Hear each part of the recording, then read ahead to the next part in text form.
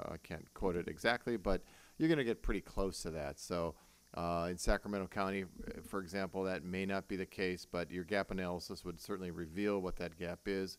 We would fund it accordingly to the methodology that we've kind of touched on here. But again, as we said, we'll look back on those projects that we do award, and going forward in the next round, we'll certainly see if appropriate, make adjustments to amounts and things. But thank you for the comment. Thanks. So going through and looking at a couple of the threshold requirements, the question is how the applicant would demonstrate compliance and consistency with the state planning priorities.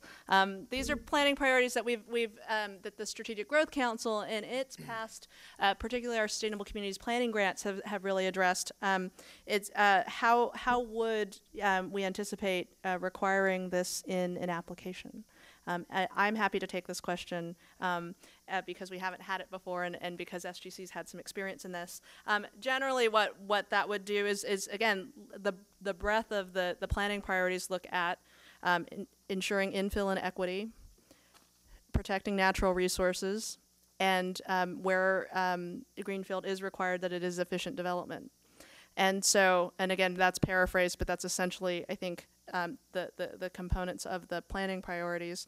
We would require a statement and in the project description, make sure that that the project being proposed does reflect those planning priorities. They're pretty broad priorities also, so it's we just want to make sure that there's some consistency there. Question, these are again on thresholds, specifically to the requirements for SCS consistency. The question is, what qualifies as other regional agencies and other regional plans for areas that are not covered by an MPO, specifically looking at those related to eligibility and recommendation of projects for funding. So at this point, we're looking at other, primarily the focus has been with the 18 metropolitan planning organizations in the state. We acknowledge that there are some areas that are not covered by an MPO, and I think we would look to something that is similar to what has been done in the transportation-related funding programs, where the state takes an active role in supporting those projects. We would coordinate, we would likely coordinate with those regional entities, some of the regional transportation commissions and other entities that would in the development of that review, and possibly as a part of it, but uncertain. But that's a very good point. The question related to other plans, other regional plans, I think primarily we're looking at alternative planning strategies, which per 375 are alternatives to the Sustainable Communities Strategy if adopted by that regional metropolitan planning organization. The other question related to MPOs, do areas with MPOs get greater consideration or more points than areas without? And that is not necessarily the case. However, what happens is it's a review of the criteria and its competitiveness with the other criteria. It is not a function of whether or not you are in an MPO or outside of an MPO. It is about competitiveness with the existing criteria. So to the extent that the project may not be as competitive, that's something that is a consideration, and certainly of potential concern for those who are outside of more urban areas and maybe challenged in that sense.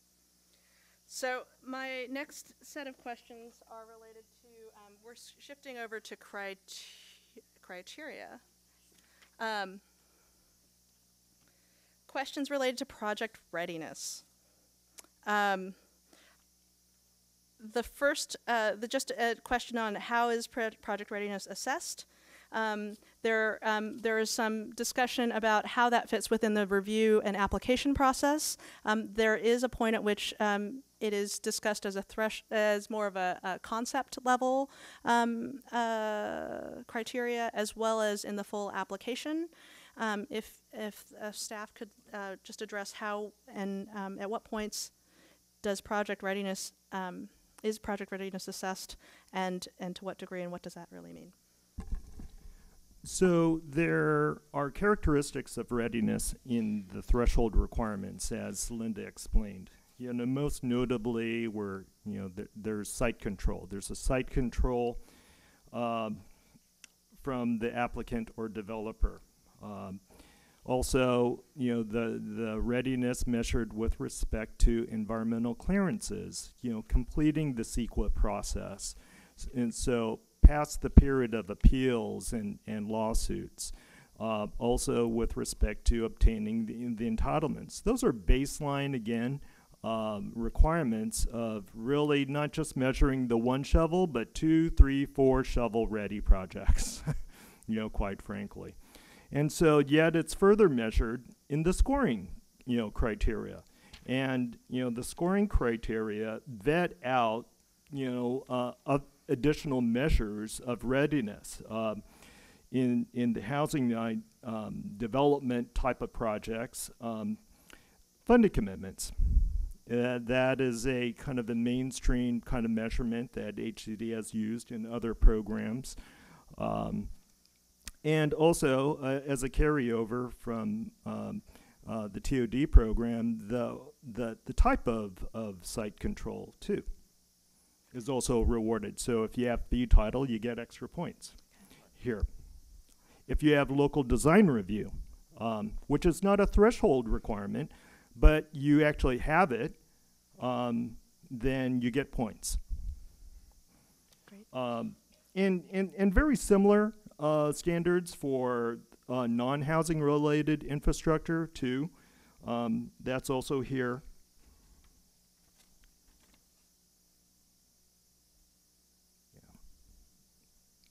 There are also measures for program readiness, reflective of 3 subcategories. Your program description and structure for implementation, the capacity, experience, and past performance of that program. A third is the need and benefit of the program activities, and the fourth is the leveraging. Thank you. Related to that readiness and actually the matching and leverage requirements, the question specifically is a local matching financial contribution required, but I wonder if you could speak to the larger leverage question, both from a matching funds or in-kind or to leveraging other GGRF programs. Well, there's no match requirement from a locality like there was in TOD for infrastructure grants, grant funding, but leverage is still an important calculation to show that there are we're not the only money in this project or program, that there are other sources that have been leveraged. It's been a very successful measurement in programs past that, again, show the viability and feasibility of these projects, in which we're not the only money in the deal typically, but more often than not, we're probably one of the bigger sources of funding. So to the extent that other funds have been leveraged, that's a key criteria to meet on either the Todd housing development or the infrastructure piece, or even from a program perspective.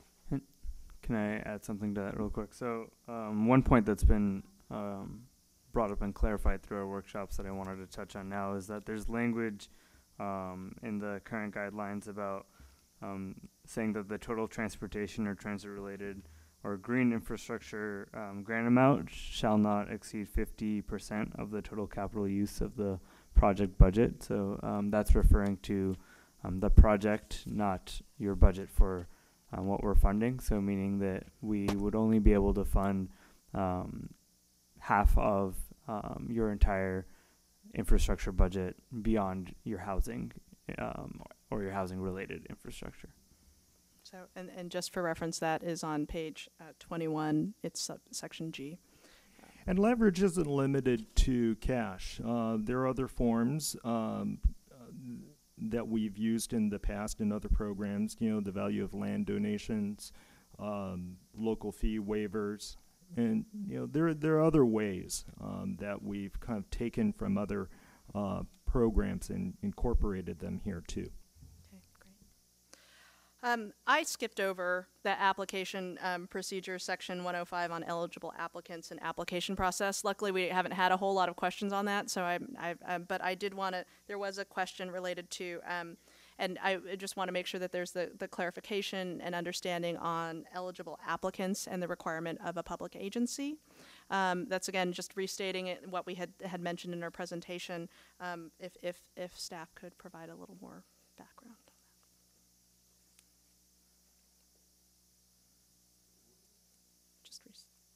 Was the question within what would be the role of the public agency? Why is the public agency required? Well, we felt that given, again, we've got $120 million to spend statewide. We've got limits on amount of funding to a locality, to a developer. And one of the slides that Jennifer presented, it paints a fairly limited scope of how much we can do this round. On the low end, I believe it was maybe 13 if you were to award those out at about 50% of the allowable max, up to possibly 23, I believe, if you no, I had that opposite. 13 if you went at the full max, and maybe 23 if you went at half. So the notion of having a public agency as the co-applicant, not a lead applicant, in each of these deals is to create that that synergy of working with your local development partners and being aware of what's going on within your locality, and perhaps even at a region level, so as to not stumble over one another and really coordinating this effort. Now, then we also felt that the public agencies, which there are, I think, several, 7 or 8 or more that could be the co-applicants, have a feel for the needs in their community and should partner with those respective development partners that can execute. And again, we've seen that in the TOD program and the IIG program, where public entities were a co-applicant and for the most part have been successful. They've strengthened the overall scope and the project, and in my opinion, really seeing the whole, development and the whole success of the development, needs that kind of public agency kind of engagement to coordinate its successful kind of elements. I've seen that example here regionally in a couple of our developments that we funded. Great examples of locality kind of led regional development. And, the obligation to administer these funds and to be accountable and report the successes of the GHG reductions is important. And quite frankly, I've had discussions with developers. I don't want to deal with that. That's not my expertise. It really requires that kind of public agency leadership and ability to do so. Thanks. I would just add that I think it also speaks to some of the things we've already discussed here today, with the identification of the project area, not having overlapping or multiple projects within an identified project area, the maximum amount of funds that can be awarded to a single locality. So some of those requirements that we've placed in the program guidelines, I think, just kind of beg for a little bit of coordination at a public agency level as well. So it brings to light actually a question that's not been asked. I'm actually surprised that it hasn't been asked, and so I'm going to ask the question specifically related to, clearly there's some capacity issues for applicants, and for smaller communities, for local governments, for those who, in the absence of redevelopment, have not been as strong in really spearheading projects. What the question, and I'm because this has been answered in the past, I would typically answer this question, but I'll let staff do that since I'm asking the question. What kind of technical assistance would be provided by the state, or what kind of technical assistance would you imagine being offered to support those kinds of communities and just generally throughout the application process? Well, in the past programs, we've offered extensive technical assistance. Whether typically that might involve bringing your idea to our office, or I suppose in a limited time that would probably be the case. But in the past, we may have come to you. But nonetheless, the important thing is we get together and maybe hash these out and go over the the guidelines in the detail that's required and answer any questions. And we've got a history of providing that type of technical assistance.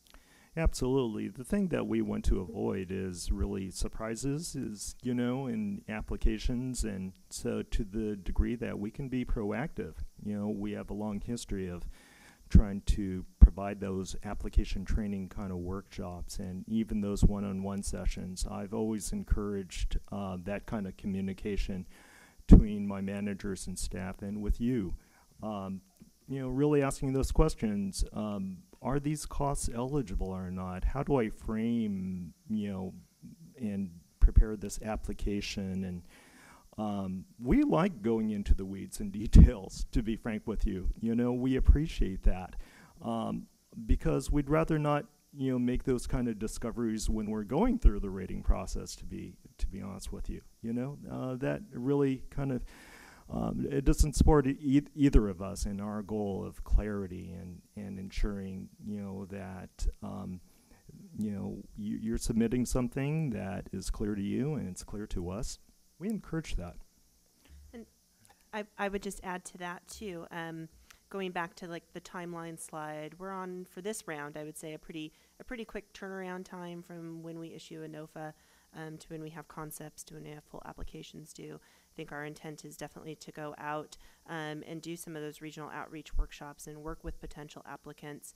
But I think, as I stated, as part of the concept review phase, our hope is to, through the outreach, through the concept submittal and review process, is also to really identify some potential projects that may not quite yet be ready based on the criteria that we have in the guidelines now, but to kind of maybe develop a more robust technical assistance outreach effort kind of moving forward to help some of those potential applicants that may be located within disadvantaged communities or smaller localities that maybe don't have the resources to kind of work with them for opportunities maybe in additional rounds as well.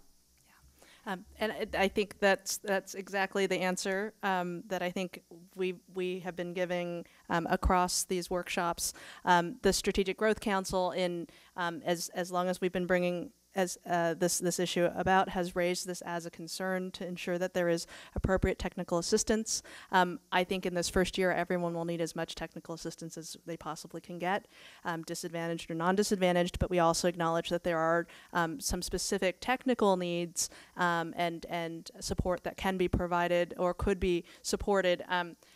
We're still going through this process, so to really develop a robust technical assistance program will require, at least I think we're going to be developing that over the course of this first year and beyond, really refining what the needs are and discussing that, really actually also relying on our partners, not just those out on the ground, some of our statewide advocacy groups who have been really thinking about how this could apply to their communities that they work in, but also the regional agencies, MPOs, and thinking about how to best reach their constituencies. I also think that there's a lot of other partners out there, federal partners, nonprofits, foundations who have actively wanted to see how there can be technical assistance provided, and I think we've got to do it jointly. And so that's, I think, right. our next phase. I think what we're trying to do is get a successful first-year program out, see where the gaps are, and help support that. I've already spoken to a couple of developers who are not gearing up for this year, but really with the opportunity of next year. We're out of sync a little bit with their particular development, and that's okay. They recognize that they need to shore up other parts of their application. The CEQA environmental review, for example, was one of the topics I had discussed with one. And they just know that, readiness takes time, and some of it's not in the control of yourself. And the partnerships that Allison spoke of, partnerships take time. Fostering those kind of connections, cross-discipline, it is complicated. It is. And so to put together an application that is robust and competitive, will require those kind of discussions. Right. Thanks. Okay, so this is a kind of a interloping question, I guess, and this might be just for the general audience. The question is, and this is just to, you guys have been great sitting here for almost 2 hours. Some of you got here a little early, and some of you got here a little later for various reasons. So, but what I wanted to do was just, the question here is, how many transit stations in California have 15-minute headways during peak commute hours? There may be some in the audience who have a sense, at least in their communities, and some who may know statewide. Is there a general thought about how many and what that would impact? Particularly, this is the transit-oriented development category. I can't tell you exactly how many stops there are with those headway requirements, but I would say that the large majority of what would be considered metro areas in our definition have areas with 15-minute headways. Okay, so I think Fresno, Sacramento, most of the major urban. So in some places it could be more limited as to how many corridors they have with 15-minute headways, but I would say that Sacramento, Fresno, even I'm not sure about Bakersfield, but LA, okay, San Diego, we're talking cities of probably 300,000 or more in the state of California for sure would have that, but a lot of smaller ones do as well. Great. And can I just add a point to that too? Regarding the 15-minute headways, and that applies to the Todd project areas. But the whole idea behind the ICP project areas is to kind of expand this program, make it a little more flexible to those areas that may not have those headway time frames, and to kind of open that up. So, I mean, we were, I think, thinking of that through the development of the program, with the incorporation of the ICP to kind of design this program to be flexible, to allow those areas that may not have those 15-minute headways to also participate. Okay, great. This is related to eligible applicants and kind of thinking about the different programmatic functions that might be funded through here, specifically with regard to transit pass programs. Could a housing developer serve as the program administrator for that component?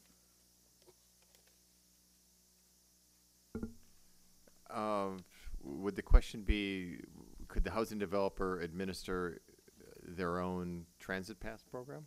I think that's a good by providing transit passes. Well, I think in two ways that might be, in one of two ways that might be possible. I think if you're going in the Todd application, there are points allotted for the provision of transit passes, and the startup of which type of program would be covered under program use, but that might be one way. And also, we do allow that if you are including the transit passes and securing those points in your application, that those may be included in your operating budget, in which case you would be in control of how many transit passes you might allot to your tenants of the restricted units. So I think certainly in the latter description, you would be in administering that program through the costs of your operating budget. But on the other one, from a programmatic standpoint, I don't see where that would not be possible as well, right? I mean, if one of your program uses is this capital startup for a transit pass program, and you have the ability to administer that, does anybody see any? As long as there's not the ongoing funding component in terms of the ongoing operational costs, in terms of the startup of transit pass programs, Sure. whether it's the housing developer or anyone else, those I think would be eligible. I think so. Okay. Great, thanks. Switching gears a little bit, so I wanted to just at this point acknowledge that we've got a lot of questions and a lot of comments. We may not address all of the comments, or they may be kind of bundled together. If you submit these comments via form, they will be considered as part of the public comment received. So if you've written out a long comment, that will be input for consideration. So you would not need to file the same comment through our comment process. If you choose to, you can. It does not mean that we know who you are generally, and we won't double count them, because we try to not double count things around here. And so that's that question really quickly. So that's that. I'm going to switch gears a little bit related to the community orientation category, specifically the criteria related to affordability. So question on affordability in that sense, and really kind of the relevance of that particular criteria within that category.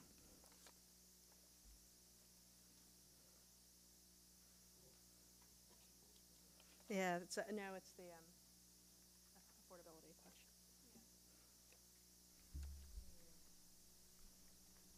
question. Is there a specific question, or? So how, talk a little bit about, if you could describe the rationale for putting that, it's criteria M on page 47. It's the extent to which the housing development serves lower and moderate income households, kind of the placement and kind of background on why it's in that particular category. Just why in that particular basket? Again, acknowledging that the priority that we do place on the program itself, given the set-aside, the requirements, the expansiveness of its inclusion of affordable housing and related infrastructure in our eligible costs, but where it fits in the community orientation criteria. I think it relates to the community context, so addressing the needs of the community or the project area as it's been defined. And the need for affordable housing. When you look at the three other scoring elements, we've got the readiness and the feasibility. We've got the connectivity, which is really focusing on the walkability, the bikeability, the access to transit, those types of things that are really kind of your measure of your GHG or your VMT reductions. And then the community orientation is really kind of designed that element to evaluate the extent to which the proposed project really addresses the need of the community. And so we thought that the extent to which the affordable housing development was affordable, the level of affordability and the number of units in which are included in that project really kind of spoke to the needs of the community. And if I may add it, and that's a good point, Jennifer, but it also adds, the two elements, affordable housing and disadvantaged communities. So to the extent that it would hit on both of those, is valuable in the scoring, is valued in the scoring. Great, thanks. There are a couple of things that I wanted to just note that weren't really asked as comments or questions, but specific to the community engagement criteria as well as the co-benefits criteria. These are, as we've released the draft guidelines, we've come back to revisit the criteria, just kind of take a broader look and assessment of, okay, how do these different criteria fit? There's 17 of them. Do they relate to each other? Do they relate to each other well? Are we really meeting the intent of the program? And I think staff have been working through kind of how do we better align them with both the co-benefits and the community engagement side. I think that there were some questions raised in previous workshops about how to best communicate that, given the fact that this is a project implementation funding as opposed to a plan. Typically in community engagement, we're looking at, do you have a process for outreach and engagement? And at this point, we're assuming this is ready enough that it's gotten all of its entitlements, it's received entitlements, and there isn't a process to be funded. But so what we would encourage are additional thoughts from the community, from the public, in terms of the guidelines on how to best show and provide ranking criteria to support that. Again, on the co-benefit piece, that's something that we're working with ARB on, better identifying the SGC in its previous planning grant efforts have looked at co-benefits, and we recognize that this is a challenge. This is not done anywhere else in it was done in the ATP program, I believe, and in the previous SGC planning grant program, but this is new ground in terms of identifying, measuring, evaluating co-benefits of these projects. So something that we just wanted to acknowledge, it's a work in progress. I'm going to switch over to some questions related to geographic distribution and any consideration of geographic distribution. There are some questions related to specifically set-asides for rural communities, as well as generally geographic distribution of funds, and if there's been any thought to that by this working group. I think there's been quite a bit of thought and quite a bit of discussion on that point. As the guidelines or the proposed draft guidelines currently exist, there is no set aside for rural, nor is there a proposed kind of geographic distribution structure or geographic targeting.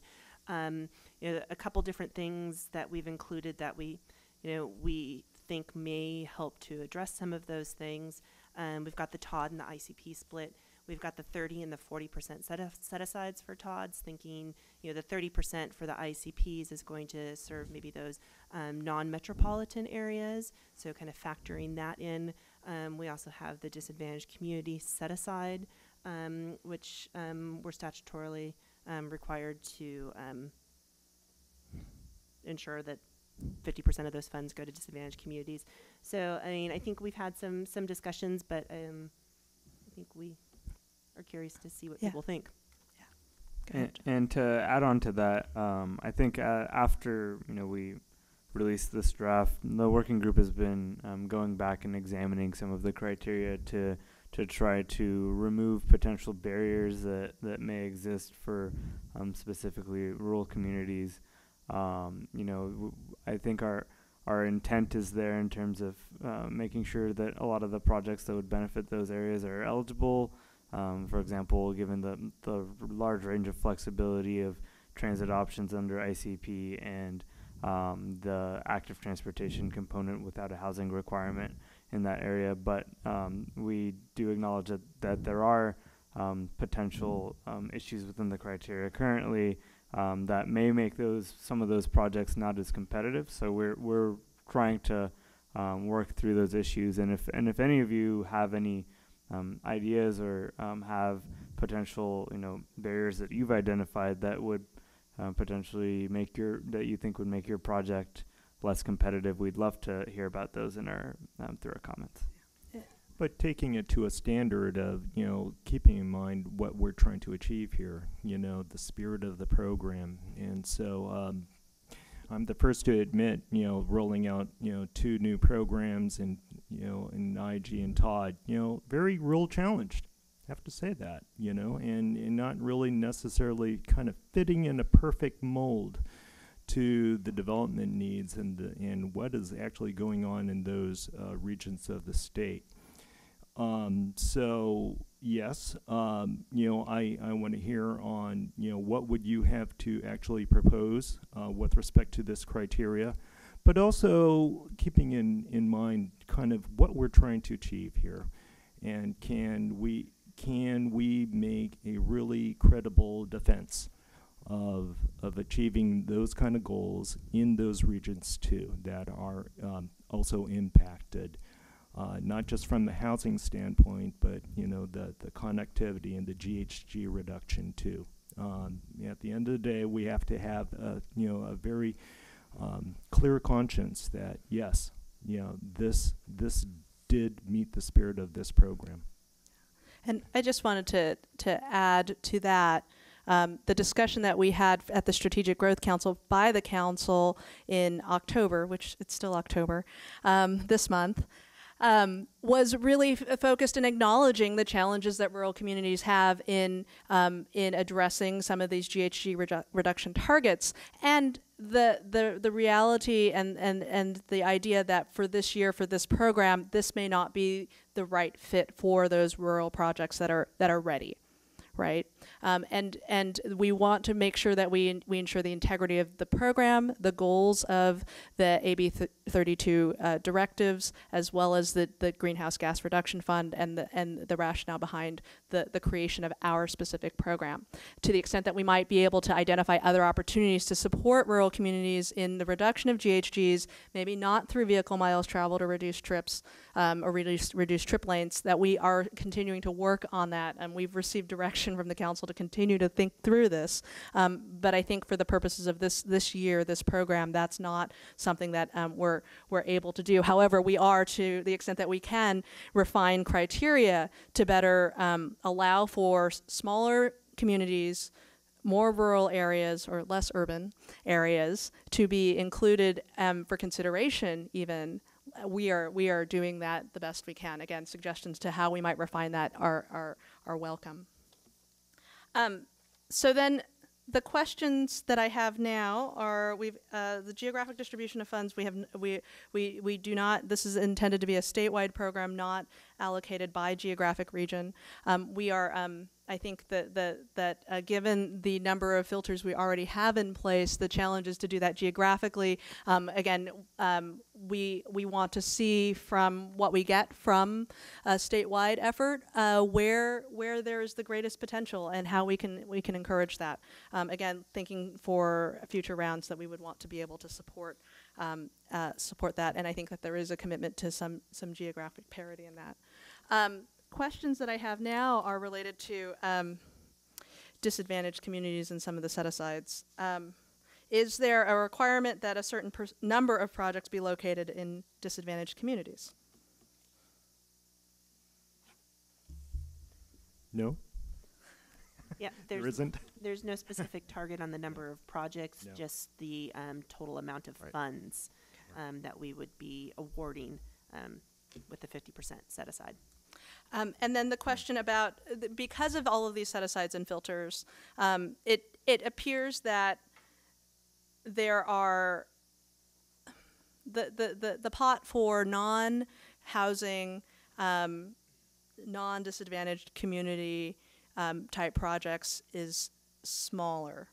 And the question is there, and have we thought about how to encourage those kinds of projects from coming forward too, given that they still have a role to play in the reduction, they still meet the intent of the program. How can we encourage those projects to apply and to be competitive?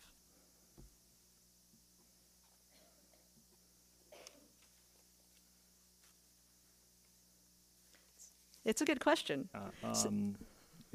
I hear marketing in that question, and I would invite that kind of conversation.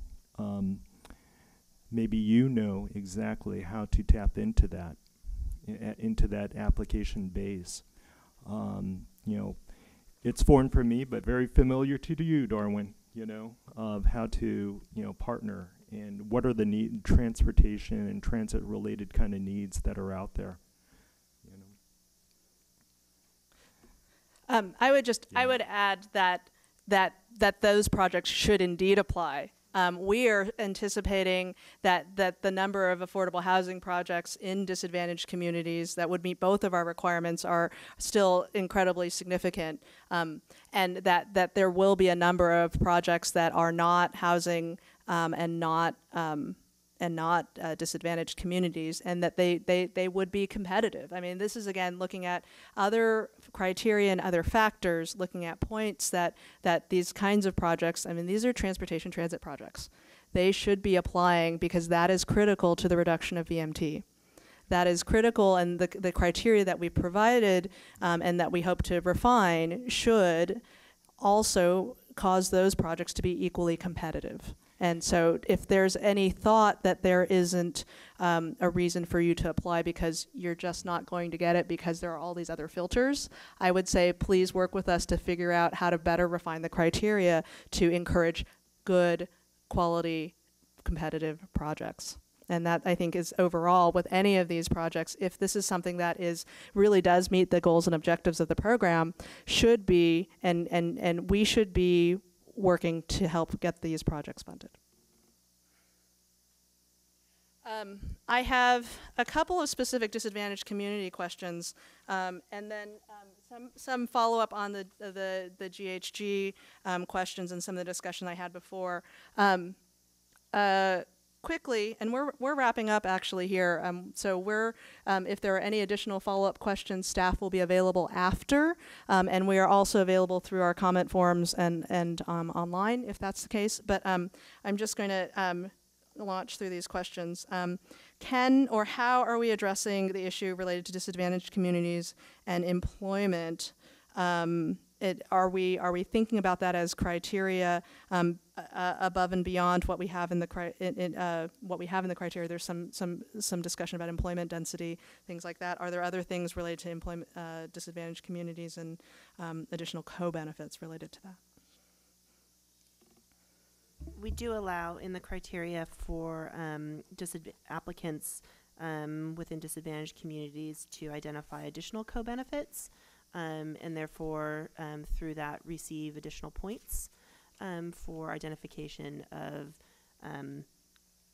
more than the standard, I think, 4 co-benefits. So there is a little flexibility there. I also think that the guidance from ARB includes some benefit 2 for employment as well, and we've incorporated that and included that as part of our program guidelines as well. Great. Right, it says increase job readiness and career opportunities, workforce development programs, on-job training, bringing jobs and housing closer, that jobs housing balance. Great, thanks. The question that I had here was related to the GHG reductions component, the scoring related to that. Is the question about, there's questions here regarding the Air Resources Board staff actually were here for a short while and they left, but I'm sure they're listening in. Is ARB setting the baseline for GHG reductions, and then how would points be then allocated based on that? The questions are really starting to get into how are they really doing this? What is the methodology?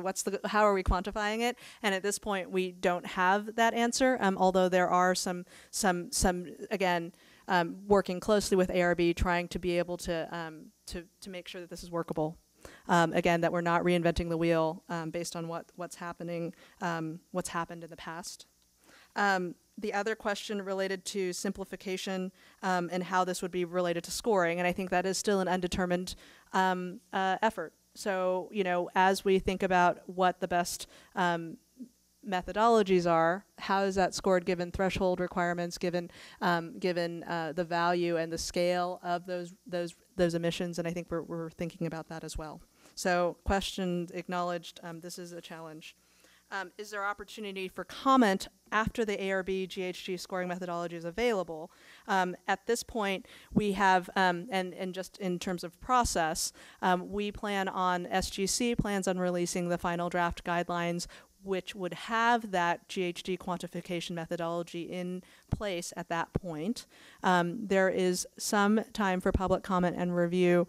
However, it is in basically the time between the posting for our public meeting and the public meeting itself. So we allow for a limited amount of time. We hope to at least work with stakeholders who may be more directly involved with the quantification of GHG reductions to make sure that it does work in a variety of circumstances and sizes and scale. We aren't doing this in a vacuum, and hope to use several example projects to make sure that there's that what's proposed fits as broad of a range of potential projects as possible. So we're trying to be flexible with that. We hope that you bear with us and are flexible as well in working through this first year. Where can I learn more about ARB's methodologies for projects demonstrating GHG emissions reductions? At this point, again, the frequently asked questions does refer to some of the quantification issues in terms of how the GHG reductions will be measured, as well as sorry, that was the ghost. I was distracted a bit. Questions 12 and 14 on the frequently asked questions, as well as the discussion on the policy briefs that ARB has put together through a lot of research, and there's a lot of really good information in that. So the website is available here, and we'll also put that on our web page. Okay, so these are process questions. Some of it's about the application process, and there's one question about what happens if something doesn't work out. So I'll go to process first. So what's the minimal amount of time we anticipate allowing for completion and submission of full applications if invited beyond the concept phase? Period or question mark. What do you? So based on our time frames, what are we looking at here? So we have concepts due in February, and then full applications due at some point in April. We don't have the exact dates yet, but I would say probably we're looking maybe at like between the time that a concept, an applicant that submits a concept is notified, probably 6 weeks or so. So we recognize it's an incredibly tight time frame. We know that we don't know how many concepts we'll actually receive. So that's also a challenge in being able to internally process them, identify them, and then provide the formal invite to do so. We would hope to, we are planning to provide technical assistance on the development and the response technical assistance for applicants to fill out the full application, to submit the full application. But again, back to the readiness of projects and applications, we believe that there's a lot that's kind of already in place. That we hope that that's the case, and if that's not, we will need to work with the applicants and others pretty closely. And so we know that this is a challenge. The other thing that we also do is, again, back to the concept phase and that two-phase approach to the application, we hope that those who aren't as ready don't spend significant time filling out a full application.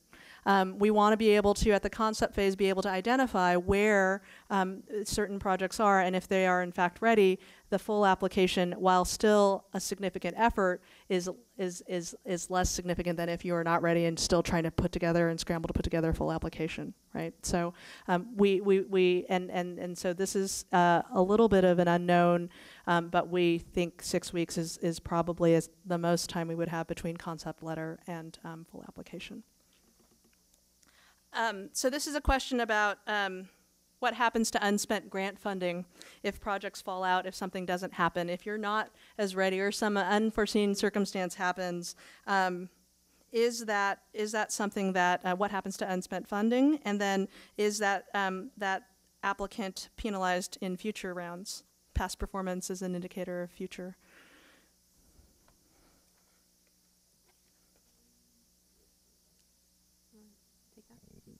Well, what actually happens should that occur? I don't think we're really prepared to answer today. We haven't handed out the money yet. Is that what you're saying? There are other agencies that we would need clearance from, in consultation with, and so. Well, I think what I think the simple answer is in the past, a disencumbrance of that award may occur, and hopefully that money can be recycled. I mean, notwithstanding the other clearances that we would certainly require in the direction, but yeah, we would hope to recycle that money out to a project that could move forward. So there's hope that that would happen. Yeah, I think that there's certainly an accountability for that, different than in what we've done in planning grants. We've allowed for modifications of work plans, things like that. Given it's a capital project, that would be harder to do than in a plan. So we'd certainly have to cross that bridge when we came to it. It would most likely revert back to the Greenhouse Gas Reduction Fund, and we'd have to determine what happens to that dollar amount after.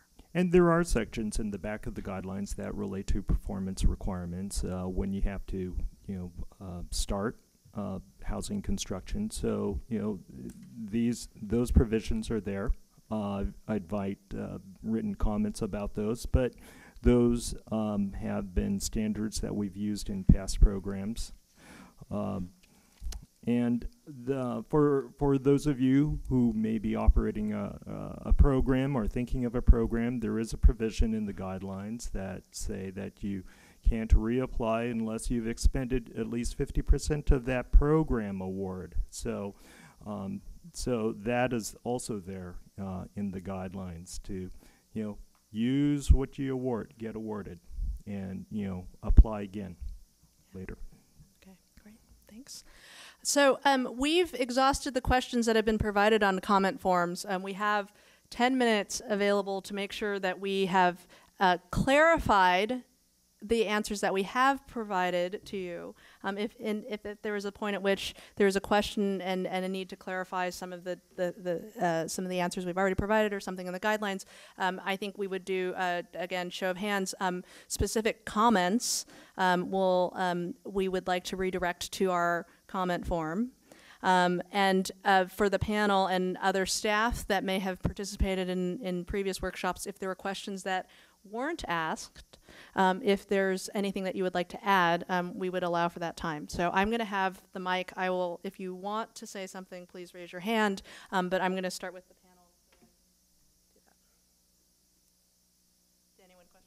Any questions? Anything else that we didn't answer? I think I'd like to clarify something that's come up on a couple of past workshops, and it has to do with the required applicants, namely the public agency being a co-applicant on every application.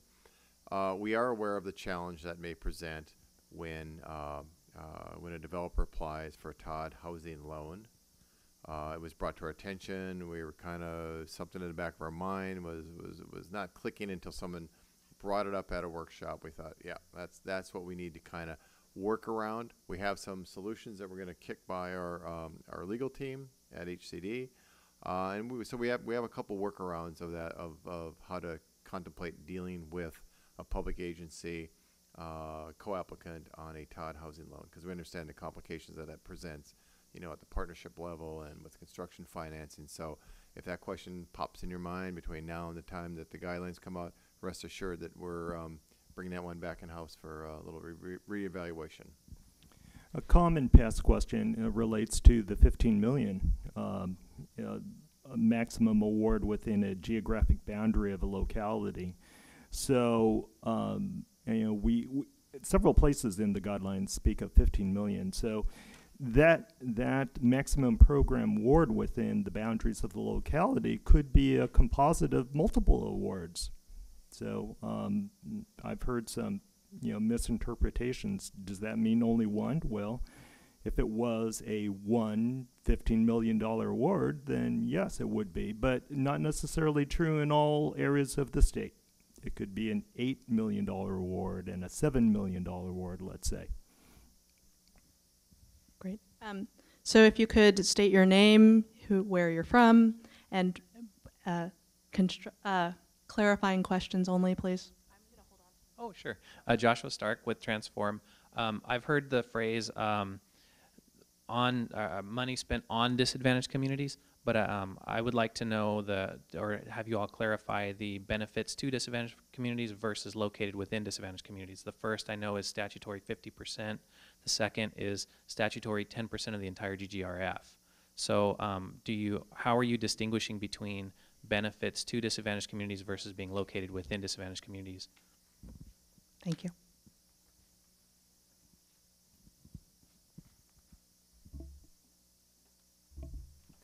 I think for our program, it's all within, it's all part of the 50% set aside for our program for disadvantaged communities. That includes located within and benefit to.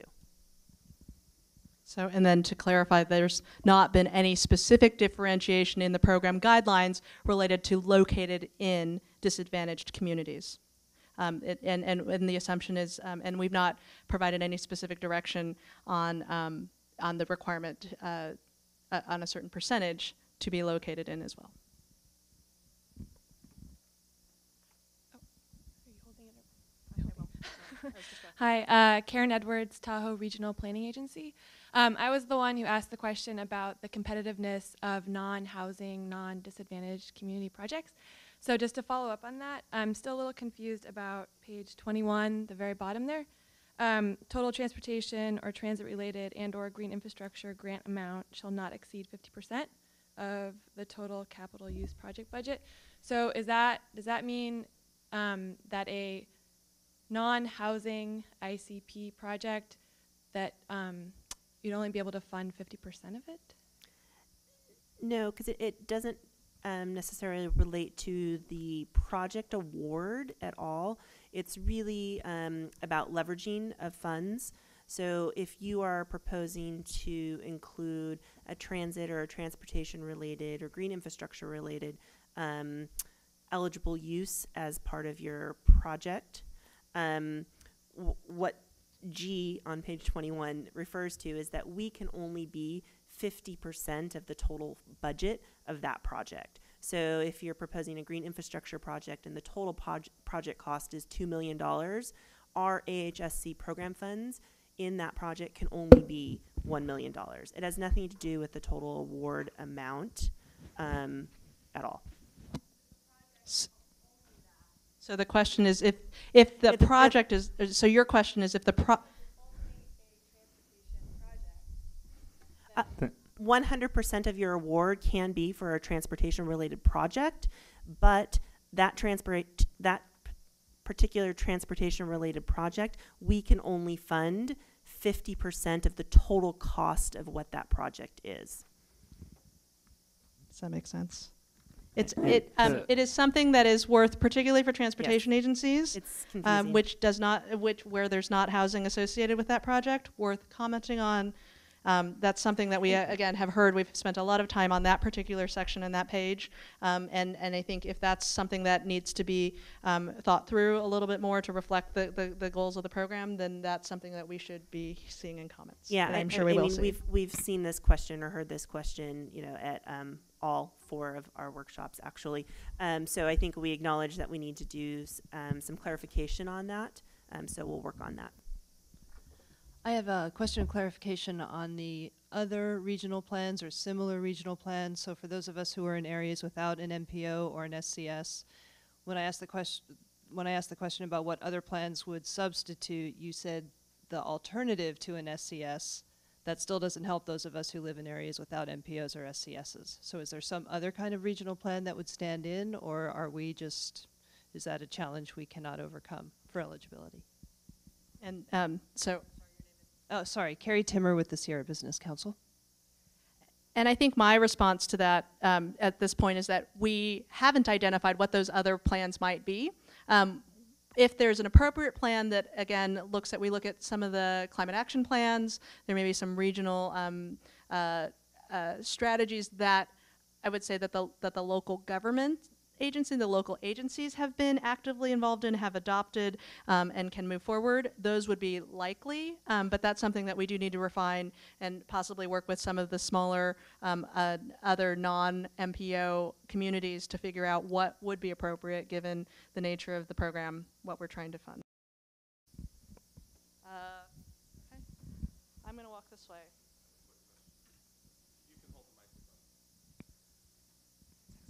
Yeah, Bill Higgins with CalCog Go Giants. I have a question about ineligible costs and actually the definition of what another feasible available source of funding for capital use is. Is that in time? And are you taking a look at that in more detail? Because I think transit projects that has a different effect on transportation projects than it would housing projects. And that's page 14 of the guidelines. C1. C1.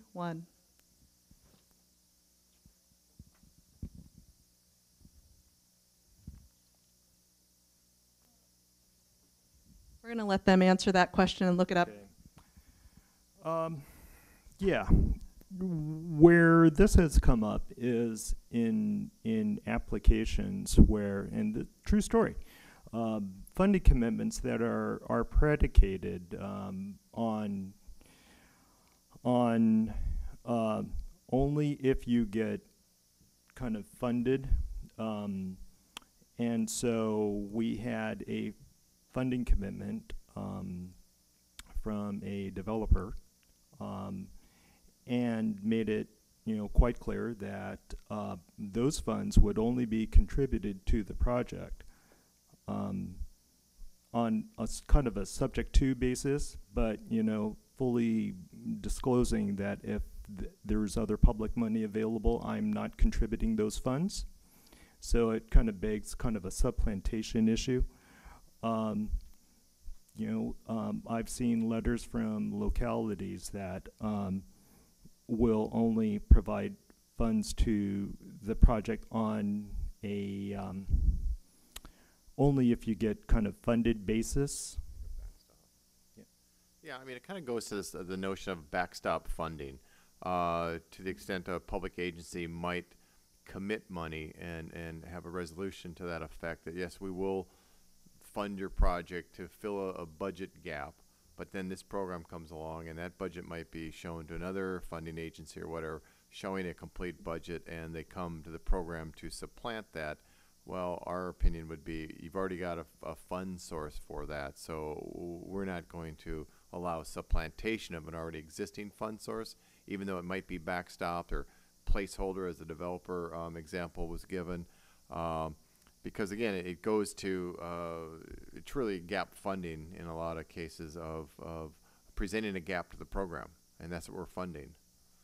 So in tax credit projects, we've received we've seen applications in the past where they've received their tax credit reservation and have represented certain structure in those development budgets, and then an application is filed to HCD with a completely different financing structure. It just invites questions about feasibility and as to whether who's funding what.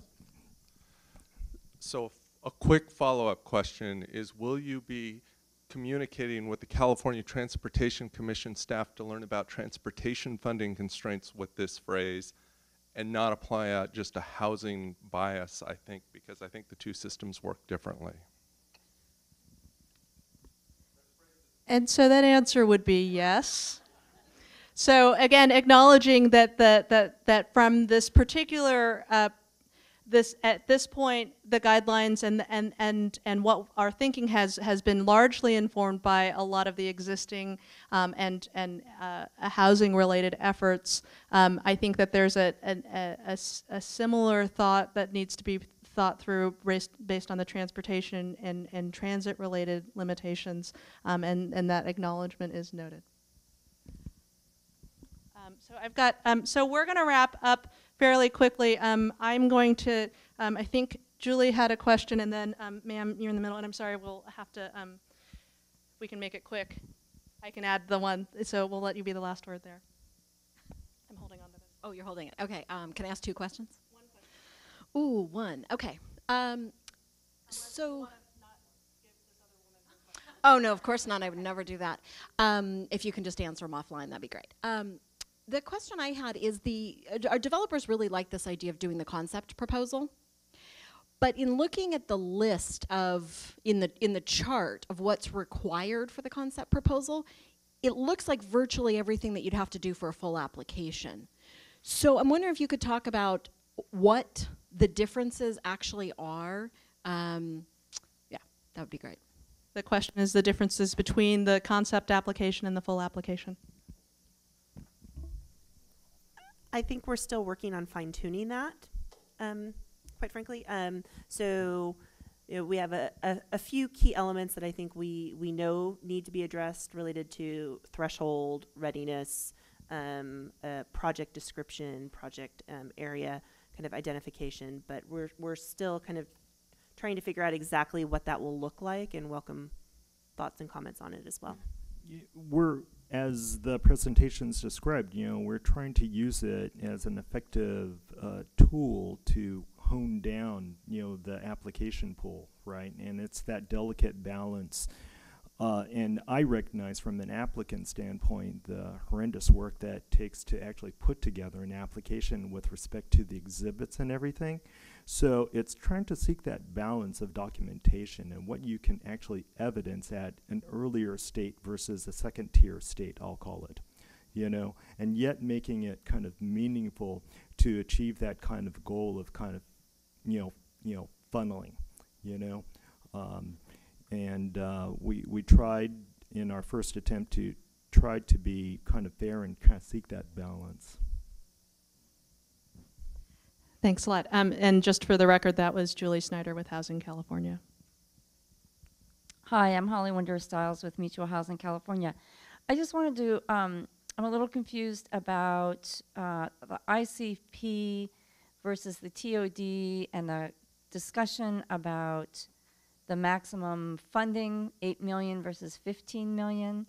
And what I heard was the assumption is that the ICP should be okay with the smaller loans, but there are ICPs, as you in your clarifications on the frequently asked questions, it's acknowledged that there could be ICPs within metro areas.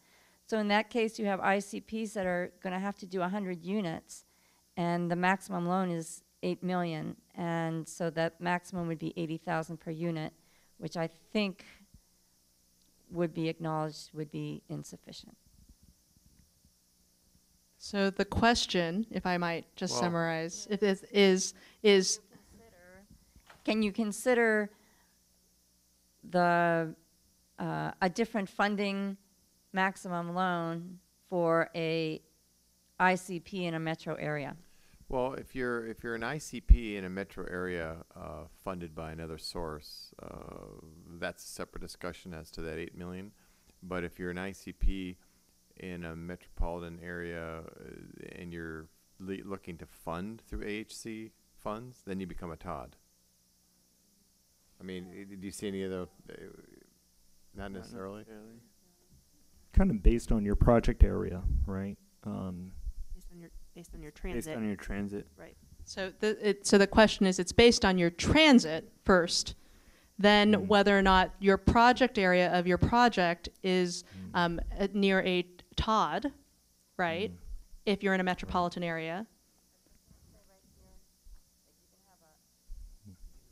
You can have.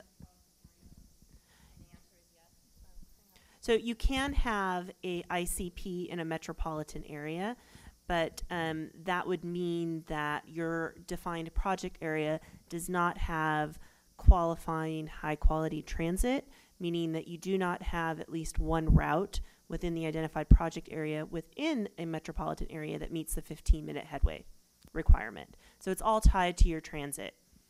So then what's my maximum project loan? So if you were a metropolitan area that did not have transit, that had a 15-minute headway, you would be an ICP, and the maximum loan would be, or the maximum award would be $8 million. And what would be the minimum project size? The minimum project size, as it's currently exists in the guidelines, would be 100 units. Right. So again, as these examples come about, what we would like to see are this tied to specific projects. There's a hypothetical for every situation, and we've run through, I think, probably about a bajillion of them, and so precisely a bajillion. And so, what we can do is, if in your comments, please submit examples of again, location-specific, transit-related. How does this fit with the larger context? And then the point being that the award limit for an ICP, given the current draft stating the project size, may not be workable. So thank you. One last question. I like walking around like this, so. I'm a little confused. My name's Louise Collis with the City of West Sacramento. I'm a little bit confused on project area, locality, lead applicant, then you got your metropolitan, your MPO. So, for example, if you have a county, like we're Yolo County, small county, several different cities, if my county decided to apply for funds for a project that's not in my city, not affecting my project area, does that mean it's going to be an either or, one of us can get funded and the other one not, just because I am within their jurisdiction?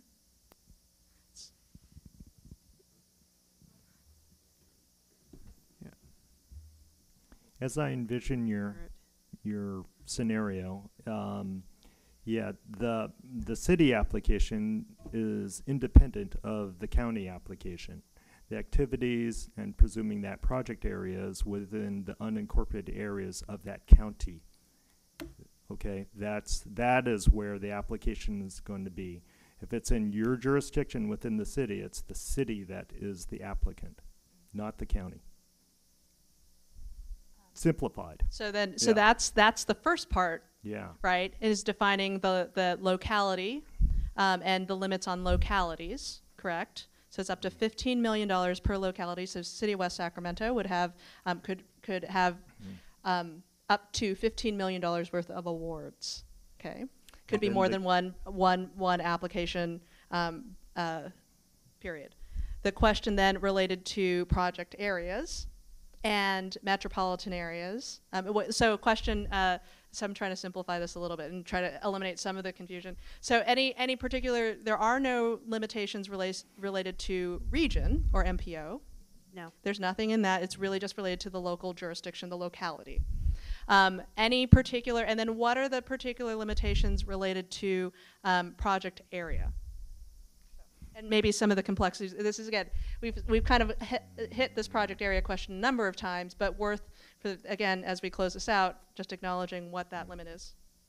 So you can only have one award per project area, but you could have multiple project areas within a locality as long as the awards to those project areas did not exceed $15 million. So West Sacramento, we'll get specific, say that there's or $8 million for an ICP. There's, yeah, so say you have a potential, your project area identified is the Bridge District, right? So it's a specific plan area that's identified geographically. If you wanted to do another project, another application forward in the Southport area, which is a different geographic location, they don't overlap, you could do that. Okay. Okay, and then I'm not gonna, I think metropolitan areas is for the purposes of project size. Related to affordable housing. So that's the 100 for a metropolitan area, which I think West Sac would be considered a metro area.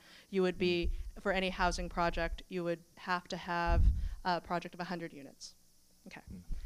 Whew. I know this sounds kind of simplistic, but it was a real question about project areas. And the questioner asked, can my entire city be the project area? No.